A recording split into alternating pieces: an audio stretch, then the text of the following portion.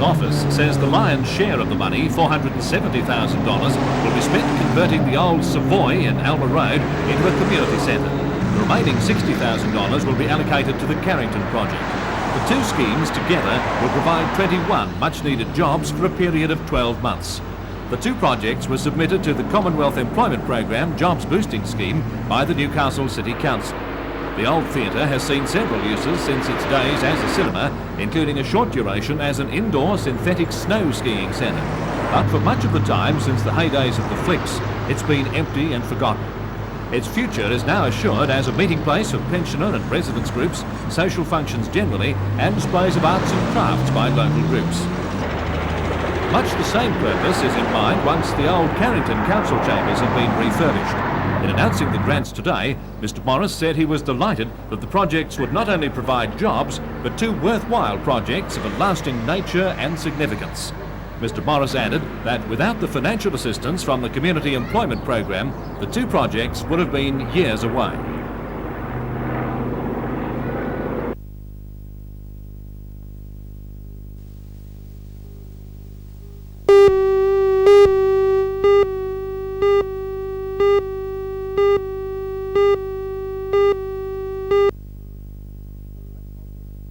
A press conference at Newcastle's Park Royal Hotel today heard Mr Cleary make the long-awaited announcement on the future of trotting in the Lower Hunter. Maitland will become the upgraded trotting track within the Hunter area. As far as the Beresfield site is concerned, we will negotiate the purchase of Beresfield, and it will be held by the Trotting Authority if those arrangements can be made, and subject to what happens with Maitland, we'll then look at the Beresfield complex as a long-term situation. At the end of last year, the Hunter Valley Trotting and Equestrian Club's dream of building an elaborate trotting complex on 35 hectares at Beresfield was very much alive. Clearing work was being done, and as club president Gordon Stratford explained at the time, it was all systems go. We've waited for so long and now it's become a reality. You certainly have waited a fair while. You've had your problems. Do you think they're all over? I think the majority of problems have now been ironed out. Today that dream officially ended, at least for many years to come. The government says trotting will continue at Newcastle and Cessnock, and of course in a big way at Maitland, as Minister Cleary explains. The first stage is $500,000, that's for the driver's room and also the new stalls. That should take place in the very near future. It just needs a final estimate of the costs to the Racecourse Development Fund, and then it will start. After that, probably another $1 million will go into Maitland. Are you confident that the Maitland track can be upgraded to perhaps the standard that the Beresfield site was going to be upgraded to? Yes, on the short term it can. The Beresfield complex was financially unviable as far as the Racecourse Development Fund was concerned, and we couldn't get all the clubs to agree on the one complex should be established, and I wasn't going to license a fourth. So I've decided, after conferring with all the authorities plus various people, that this was the way to go. We'll upgrade the Maitland track, we'll leave the others as they are and only pour money into them for safety requirements, and see if it upgrades. The Trotting Authority hopefully will negotiate the purchase of Beresfield, and they'll hold on to it to see if it's needed in long term.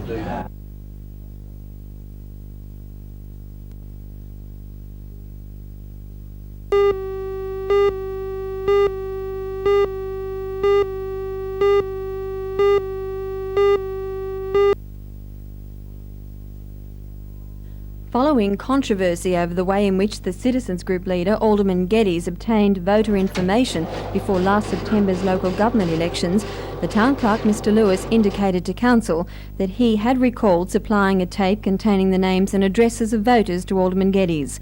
An investigation into any possible irregularity was conducted by the Department of Local Government.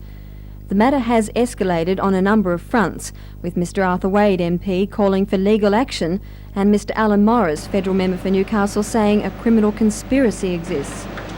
What the Department of Local Government thinks about the matter is not for public ears at the moment. A report has been handed to the Secretary of the Department, Mr Howard Cox, who after seeing it has decided that certain matters in it need to be investigated. It is not known why certain matters need to be investigated, but perhaps there are legal ramifications outside the department's scope. Unconfirmed reports say that a challenge has been mounted as to the authority of the inspector to carry out certain investigations. From what quarter that challenge has come is not known. Whatever the hold-up is, it's certain that the findings of this report or created a great deal of interest now.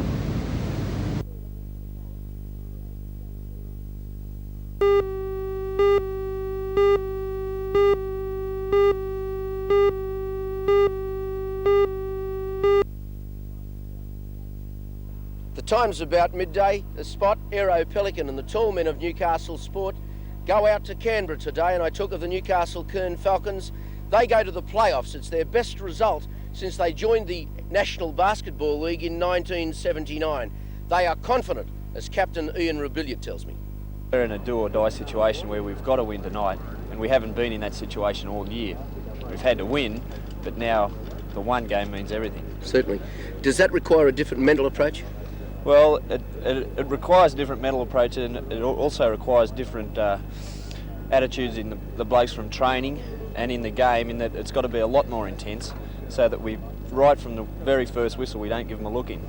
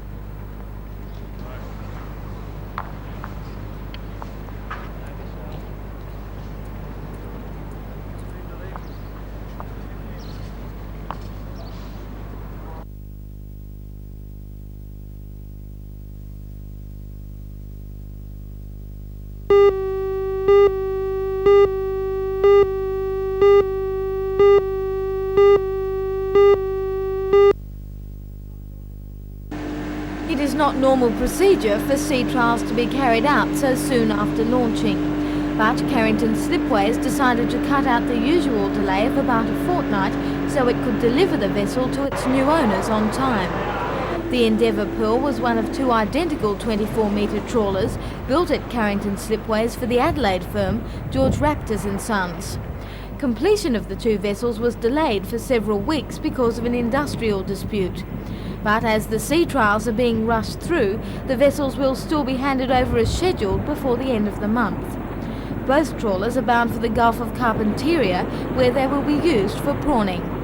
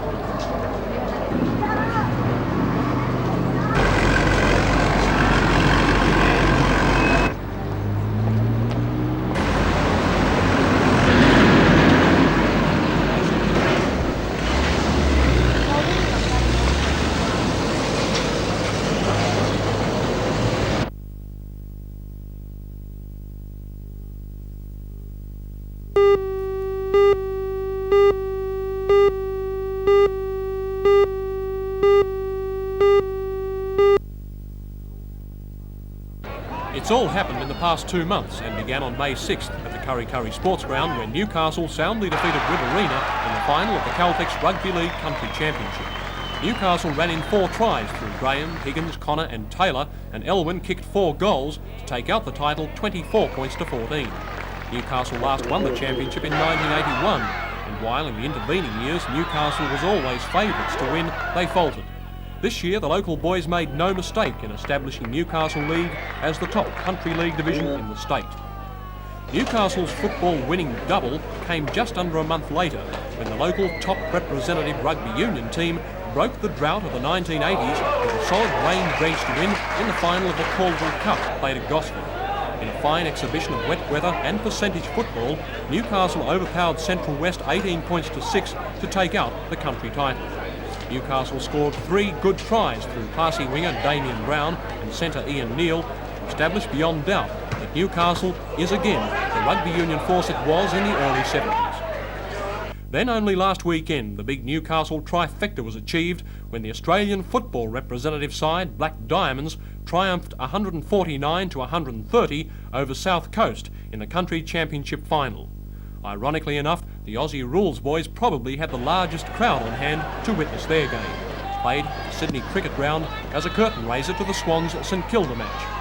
Newcastle's win was a consolidation of its supremacy in country Australian football as the Black Diamonds were the defending champions. The win also capped a mighty season for Newcastle representative sport in general and made it clear to outsiders that Newcastle is a home of top-level competitive sportsmen.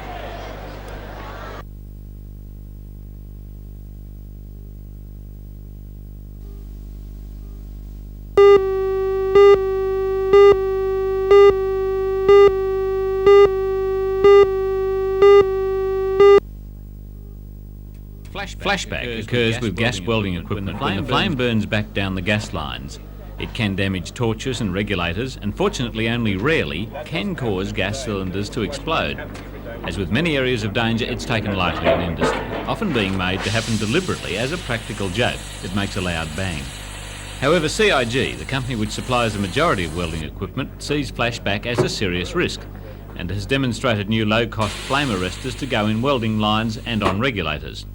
This special demonstration rig, showing how the flame burns back, will be made available to companies to convince apprentices of the need to take precautions. According to CIG, even home handymen using oxypropane gear should think about fitting flame arresters. We are recommending, in fact, that any oxygen and fuel gas meaning either propane or acetylene, anyone using that sort of equipment should think seriously about using a flashback device.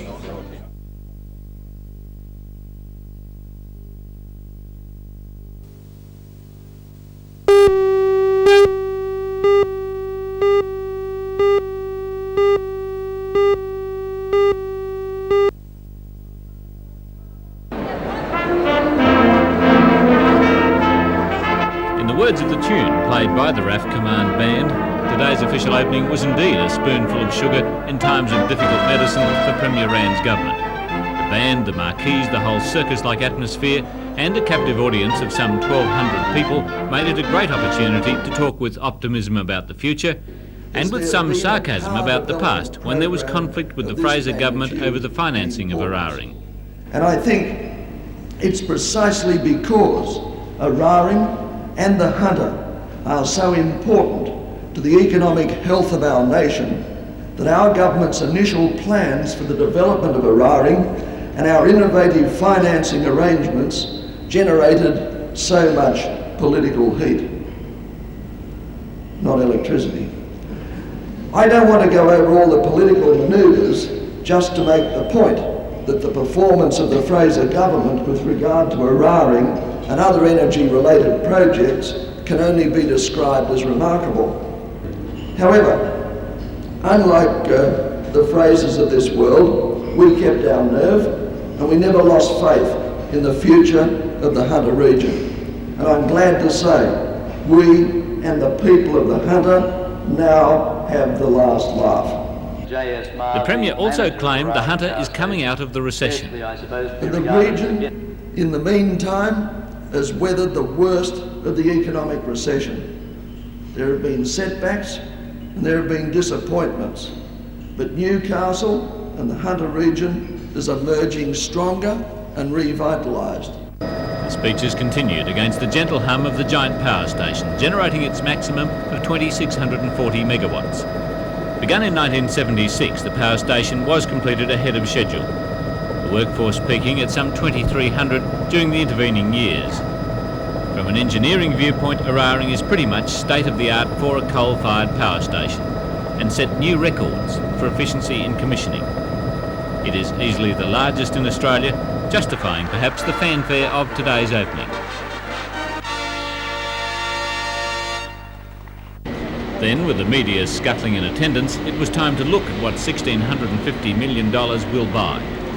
In fact, when you look into the complexity of Eraring, it's not so hard to see where the money went. The giant boilers will burn about 6.5 million tonnes of pulverised coal a year to produce the steam, which will keep the 4 660 megawatt turbo generators turning at 3,000 revs per minute, generating enough electricity to meet the domestic consumption of 10 cities the size of Newcastle. The whole system is controlled from this room, and there were some nervous engineers about when the media crowded in for more pictures of the Premier. No one wanted to think about the possibility of someone hitting the wrong button. But today there were no problems, and the opening matched the efficiency of the rest of Eraring.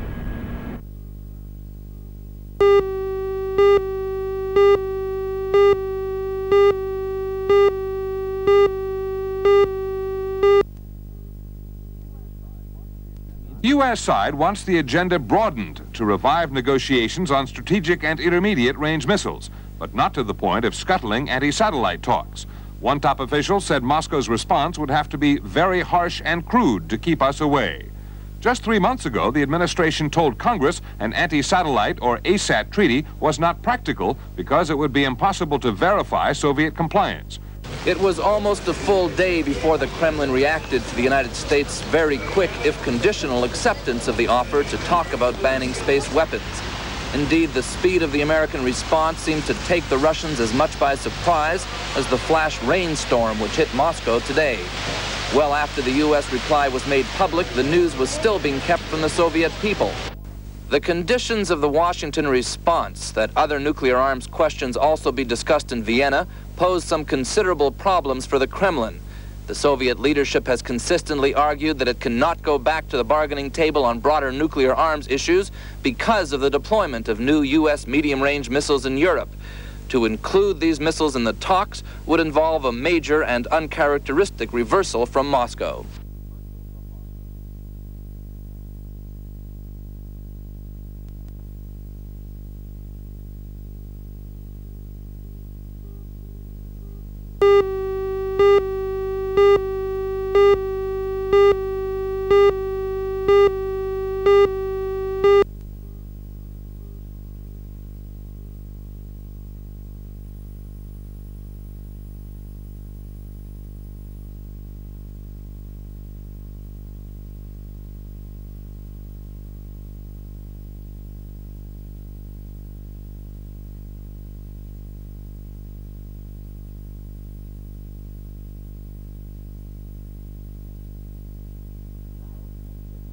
The whole committee business and the years afterwards cost me all the money I had, cost me a farm.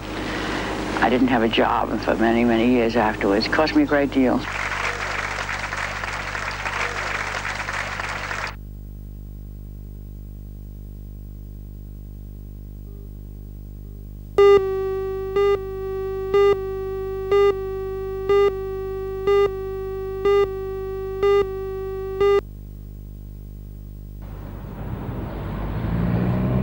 New tickets give erring motorists more time to pay, but now require a definite decision if the matter is to be defended in court. A new section on the back of the on-the-spot ticket must be filled in if you want to go to court.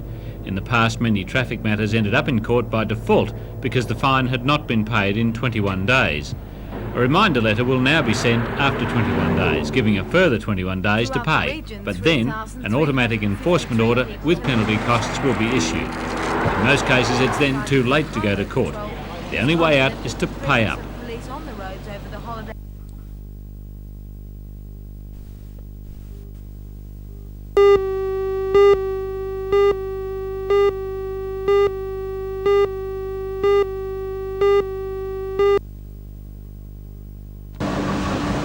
Royal Australian Navy officials were on board HMAS Vampire today to view refitting work carried out by the dockyard. Both the commander of the Royal Australian Navy Fleet, Rear Admiral Woolrich, and the ship's commander, Dennis Jones, agreed the Navy got its money's worth out of the $2.4 million contract. The fact that the refitting work was carried out on time and on cost has been recognised by the Navy. Rear Admiral Woolrich said he was delighted at the quality of work which was carried out at short notice. While he would not be drawn on the dockyard's competitiveness, he said the Navy viewed with great interest the industrial situation at all dockyards, and as far as the State dockyard was concerned, it is now looked on favourably for work within its capability. I think the REN regards State as being a viable proposition for refits on our ships within the capability of the dockyard. HMAS Vampire, which has been at the dockyard for 8 weeks, is due to leave on Friday. During refitting, an extra 150 people were employed. While there's been no indication when the next Navy contract will come our way, dockyard officials are confident it won't be too long.